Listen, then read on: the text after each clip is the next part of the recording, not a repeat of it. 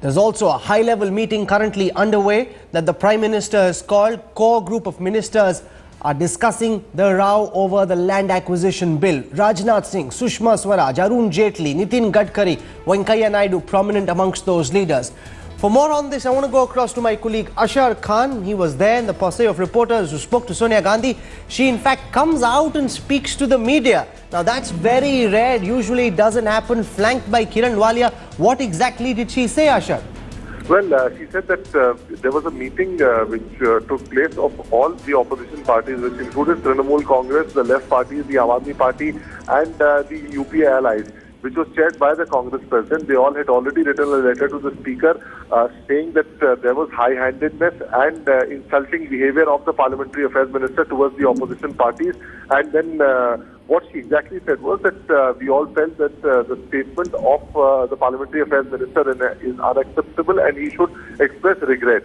And the common view from the meeting is that they will not let the House function till the time regret comes from the parliamentary affairs minister, Rahul.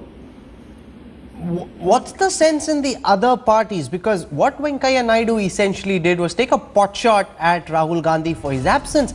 There's been plenty of that on TV, out in the streets, in corporate offices, in private conversations. What's the Congress president so fussed about?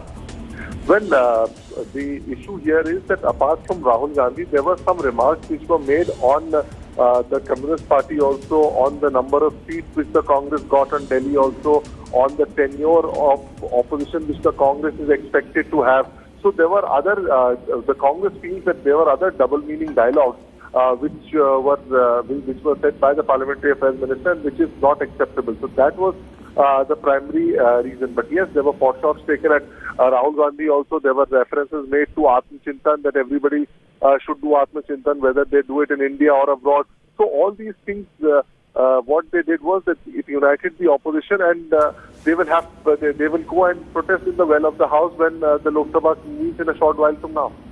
Okay, and then what happens? Because if you've got these 44 MPs standing up, not allowing the railway minister to speak, what happens? Will they continue this till the time Venkaiah Naidu apologizes? Have we got word yet from the BJP on what their flanking strategy will be? Well, at the moment, the speaker is, the ball is in the speaker's court. What we are given to understand is that there are backroom negotiations which are going on. The chief negotiator from the Congress party is Jyotiraditya Scindia, while we are waiting for the session to start so that some middle path can be achieved. But the problem is not only 44 MPs of the Congress party, but there's a sizable section of the Trinamool Congress which can be very vociferous as far as stalling parliamentary proceedings are concerned. Okay, I'm going to leave it over there. Ashar Khan for joining us this morning with that information. Thank you very much. Sonia Gandhi opposing Venkaiah Naidu's comments, saying that they will not allow Parliament to function. Sriram Khanna, we see a new assertive Congress president. She's been under pressure because of the absence of her son. She's coming out to the cameras. Usually it's the cameras that are chasing her. She's coming out to the cameras. She's thought this through. She wants to make that point. And then when she sees that the media is ready, she goes out and makes it. You want me to comment? Yeah. I think the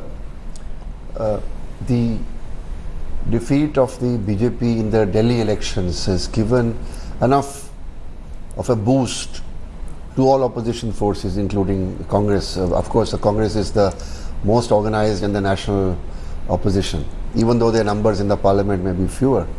But let's not forget, after the 1980 elections, the BJP had only 2 members in parliament, Mr. Patel and Mr. Janga Reddy, and they bounced back.